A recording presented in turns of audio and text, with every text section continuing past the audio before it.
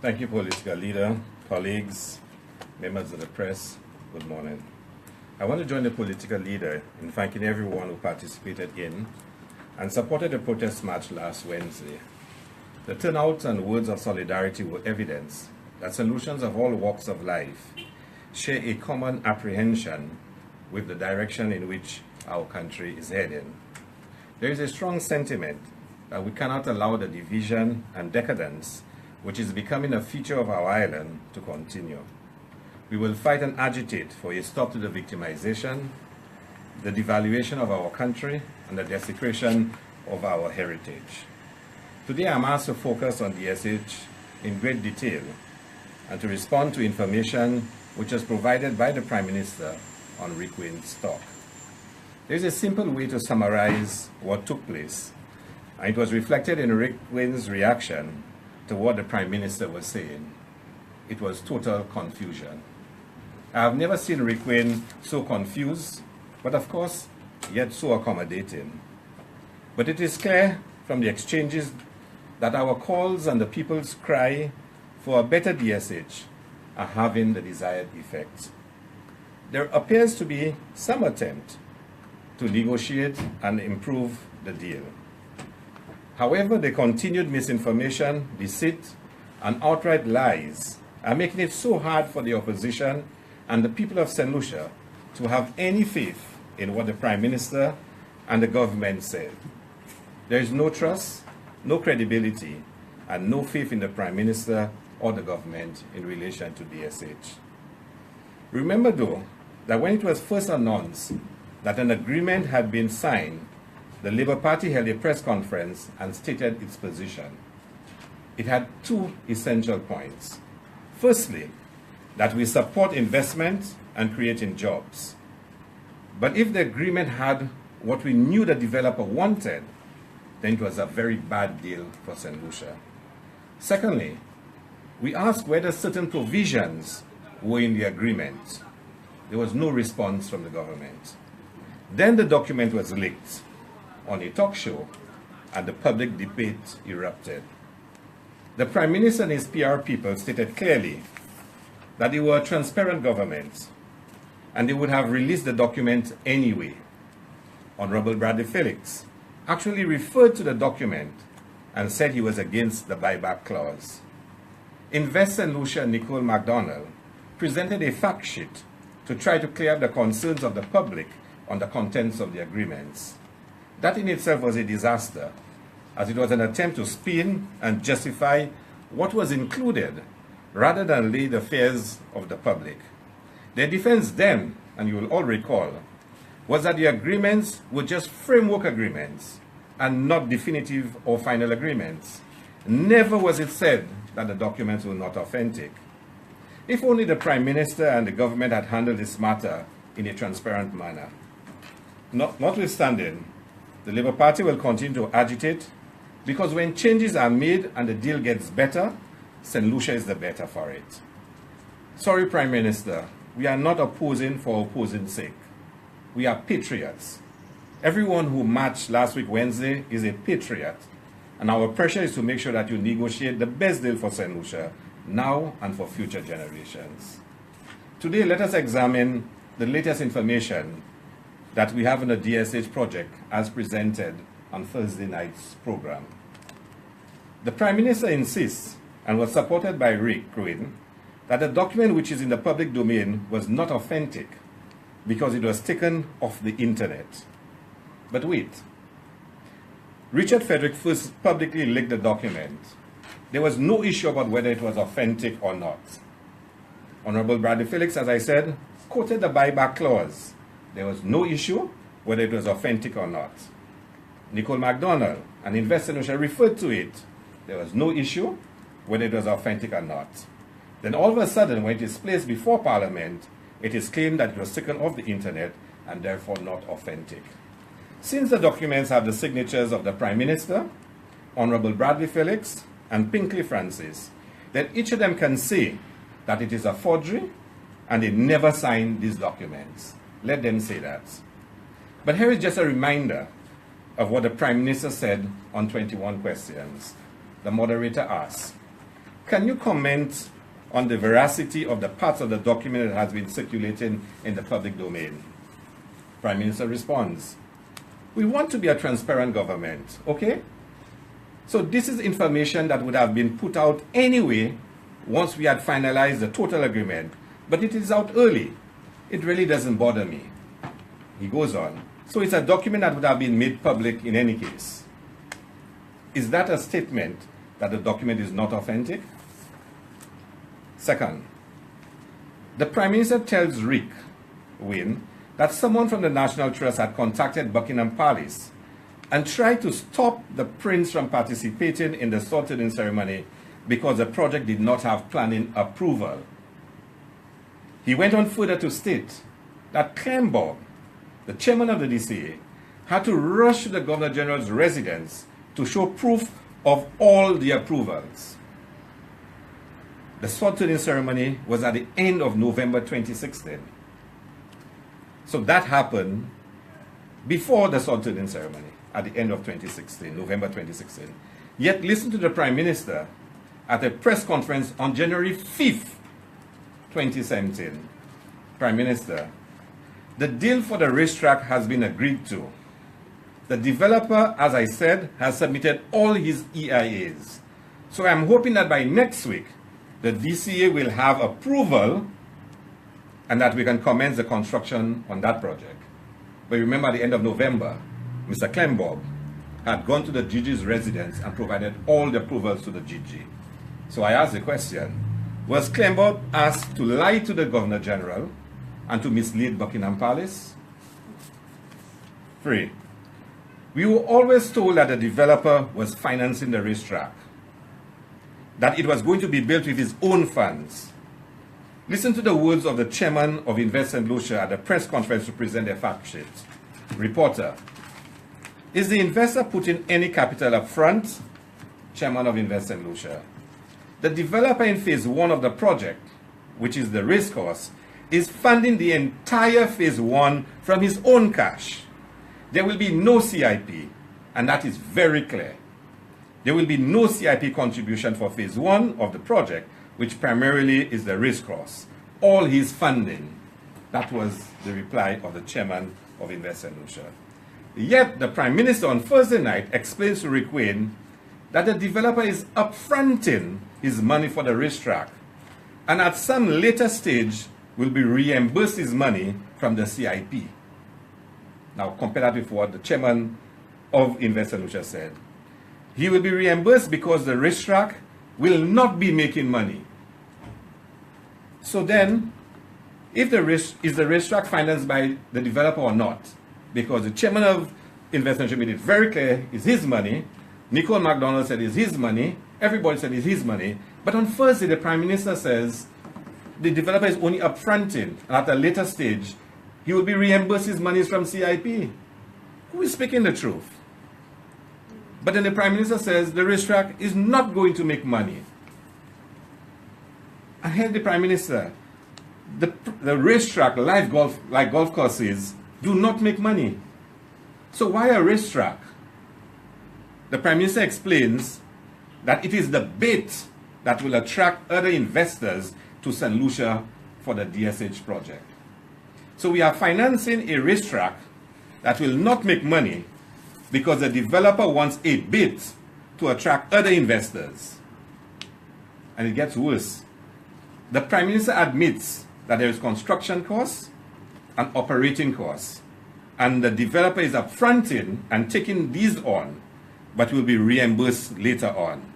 In simple terms, as St. Lucians, we have been asked to support a developer that is building a racetrack and maintaining it, knowing that it will be making a loss, but you will get reimbursed from the sale of our passports. Why? Because he wants a bit, according to the Prime Minister's direct words, a cheese to attract other investors. We cannot accept that as St. Lucians. 4. The Prime Minister started off his interview by stating that the media was not even aware that DSH was not yet a CIP approved project. And he said how you all look so surprised when he said that. We never said that the project was CIP approved. I refer you to our last press statement on the announcement that Phase 1 had been signed, sealed, and delivered. In that press statement, we asked a number of questions. See point 6 on that press statement, where we asked, has Phase 1 been given CIP approval? And we asked because we did not know, and we're asking the government to provide clarity. You will recall that the Prime Minister has denied that the DSH would be financed through the sale of our passports. It was said that he would be bringing in investors for the project. At the signing in March 2017, investors were introduced to everyone, including the Prime Minister recognizing Jack Lam and saying that he was looking forward to his presence in St. Lucia. That's another story for another time. What we have said and maintained was that a developer had requested that the project be CIP financed. And I'm repeating it. We've always said and maintained that the developer had asked that the DSH project be CIP financed. We went further and said at a gross development value of US $2.7 billion and a real estate level of 300,000 K, that means over 9,000 applications. And if an application is at least 3 persons, then that means over 27,000 passports would have to be granted. And we are stating today, if the real estate option is removed, as the Prime Minister has stated, will happen, and it will be all donations to be used by the developer, then it means, and help me do the maths, it means 2.7 billion US divided by 100,000 US, which gives us 27,000 applications. Divided, 2.7 billion by 100,000 is 27,000 applications. And if each application involves 3 persons, say a man, his wife, and his child, then we would have to give 81,000 passports over the life of the project. 81,000 passports if the developer asks that the project be financed through CIP. 81,000. And please don't listen to the Prime Minister. There is no longer a 500 persons per year cap on the CIP. That was removed in the regulations which his government passed. I can prove to you that the developer intended to finance the entire DSH project through CIP. We have a copy of the the business plan which was submitted by the developer. And in the details, you will see that the entire project was supposed to be CIP finance. I have explained before, the developer is requesting CIP allocations based on gross development value, which includes a profit margin. So when the developer says that he's putting in equity for phases or he's upfronting, he's actually going to be using monies obtained through profits in earlier phases. So if he's doing phase 1 and he's using gross development value, which has a profit, when he goes to phase 2 and he's telling you I'm going to put in 20 million, that 20 million came from phase 1 profits, which is our passports. So he's not putting any new money. So when the developer also says that he's going to use loan financing as his equity, the Prime Minister admits that he'll be reimbursed later on by CIP when passports are sold. It is still our CIP monies that will be used. Now tell me, if the project is to be financed through CIP,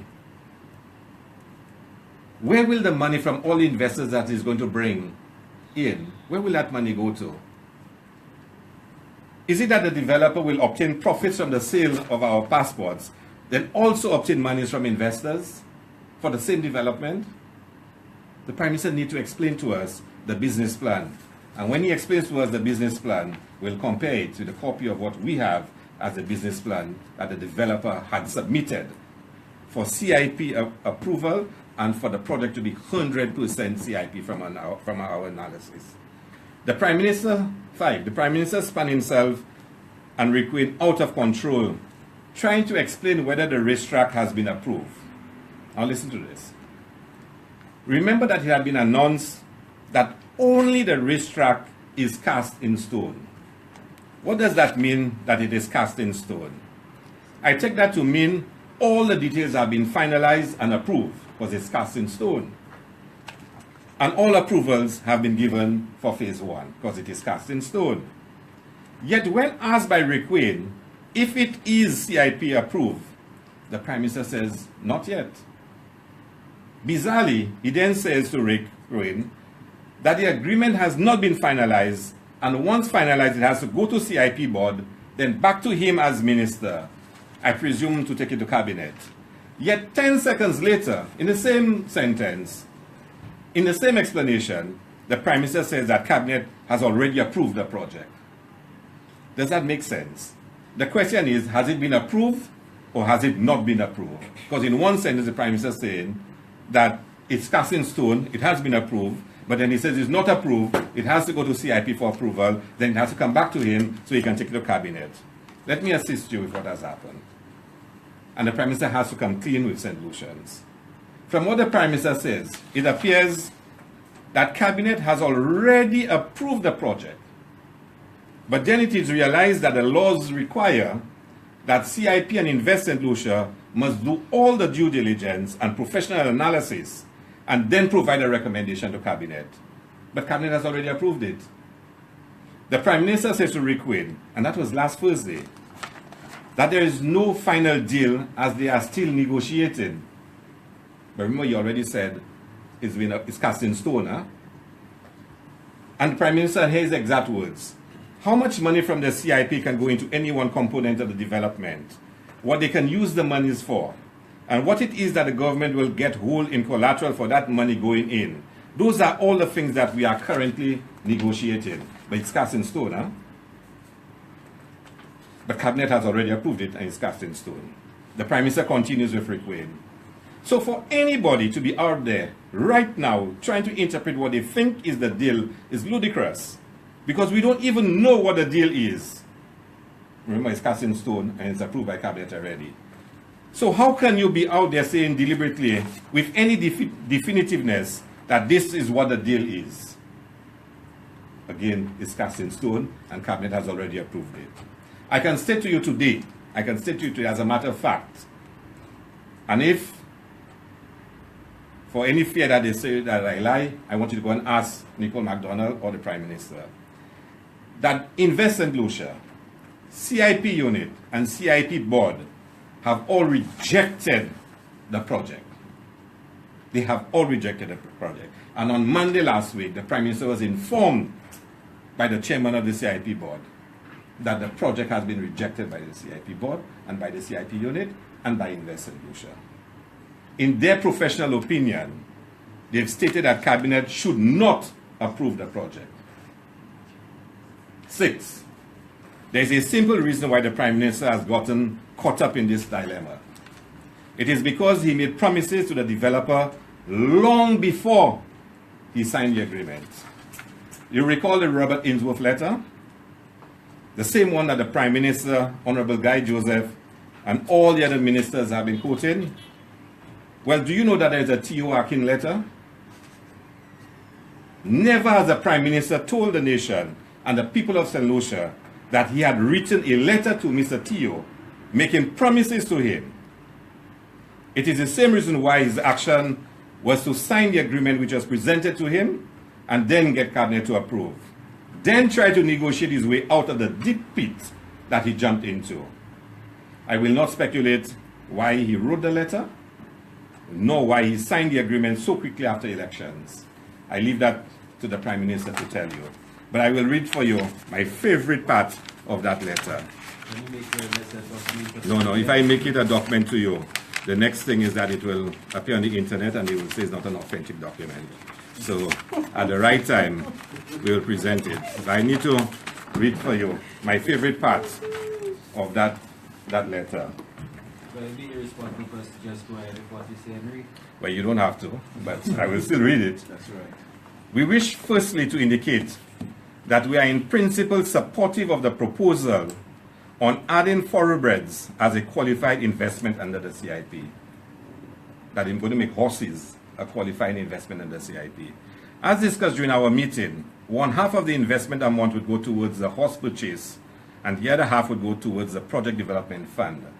We are prepared to work out the details of implementation with your team during the next visit to St. Lucia. Right. They also agree, and it goes on, we have no issue with the second proposal on designating an area within the project as an equine disease-free zone, and will consult the respective agencies to ensure that this intention is actualized in accordance with international best practice. Now, again, the letter has a lot more in it. But the Prime Minister has never said to anybody in St. Lucia that he has a T.O. Akin letter, but he's everywhere criticizing a Robert Ainsworth letter. Members of the press, in conclusion, the Prime Minister needs to come clean and show transparency on the DSH project. The Labour Party has insisted from day one that it is not against investment, nor jobs, but will not accept a deal such as this deal, as it is a bad deal. The Prime Minister continues to muddy the waters and create more confusion until there is sufficiently clarity that will allow the opposition, the people of St. Lucia, and other social partners to make a proper assessment of the deal. Then protest action will have to continue. Thank you very much.